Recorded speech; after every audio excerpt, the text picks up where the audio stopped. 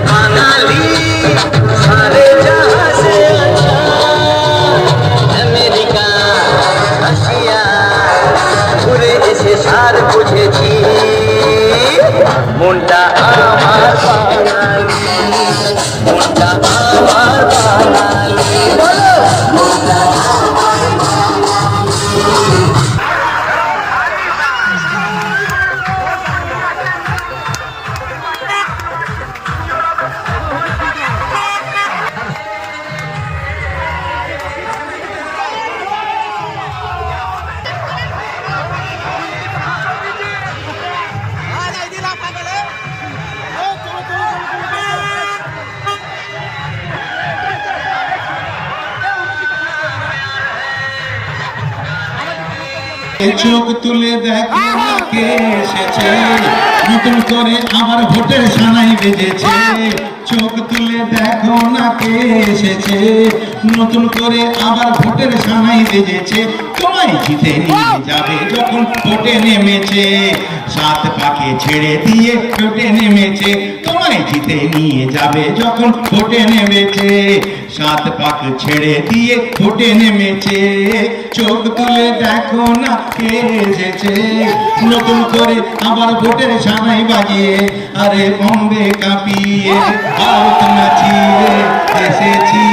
দেখো দেখো দেখো বিষ্ণুপুরে কহো না প্যারে গানেতে পরিচয় হয়েছে তবু বলা যায়। সবাই বলো মনটা আমার,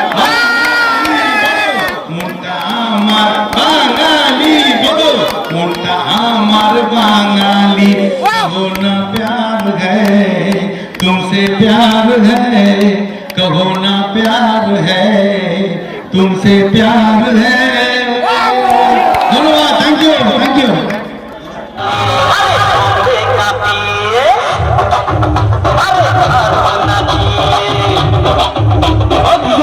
चलो चलो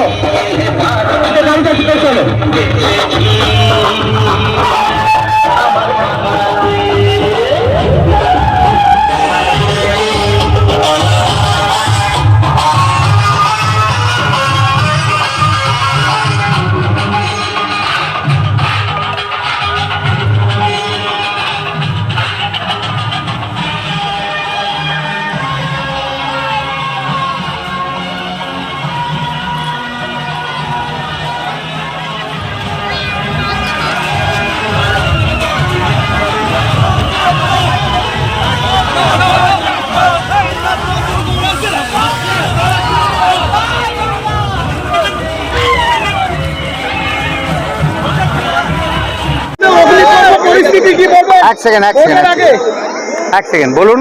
ভোটের আগে অগ্নিকর্ম নন্দীগ্রাম বিজেপি নেত্রী খুনে উত্তাল হয়ে পড়েছে ভোটের আগে। দেখুন, আমরা সন্দেশখালি নিয়ে শুভেন্দু অধিকারীর যে নোংরা খেলা দেখেছি, তাতে এখন আমরা যেটা দেখছি তার পেছনে বিজেপির কি ষড়যন্ত্র আছে সে সম্বন্ধে সমস্ত মানুষই কিন্তু সন্দিহান।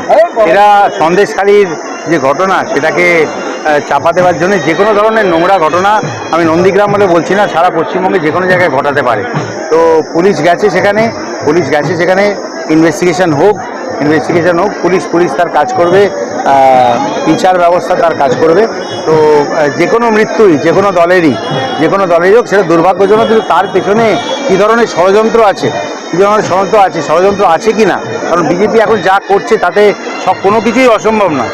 কাজে সেটা আসলে খুঁজে দেখা খুব দরকার। পুলিশের কাজ করতে দিন, সত্যটা নিশ্চয়ই উদ্ঘাটন। একাধিক তৃণমূল কর্মী সমর্থকদের দোকানে বাড়িতে আগুন লাগিয়ে দেওয়া হয়েছে, সম্পত্তি নষ্ট হচ্ছে। দেখুন শুভেন্দু অধিকারীর নেতৃত্বে পশ্চিমবঙ্গে বিজেপি গুন্ডামি তো করছে, কিন্তু 4 তারিখে যা জবাব পাওয়ার ওরা জবাব পেয়ে যাবে। 4 তারিখে জবাবটা পেয়ে যাবে।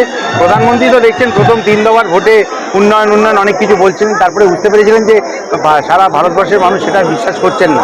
উন্নয়ন এসব আর বিশ্বাস করছে না। 10 বছর অনেক সময় পেয়েছিলেন, এখন আরও 5 বছর চাইছেন। এবং 3 নম্বর দফার পর দেখুন উনি সব ছেড়ে দিয়ে এখন মুসলিম এটা ওটা সেটা এখন পুরো কমিউনাল, মানে পুরো সমাজকে বিভক্ত করার যে রাজনীতি, সেই ধরনের ভাষণ সব জায়গায় দিয়েছিলেন। ওনারাও বুঝেছে যে পায়ের তলার মাটি সরে যাচ্ছে এবং মানুষ ওদের এই ফাঁকা জুমলা সেটা আর বিলিভ করছে না। এবং আমি ওইদিকে ঘর করে এসেছি।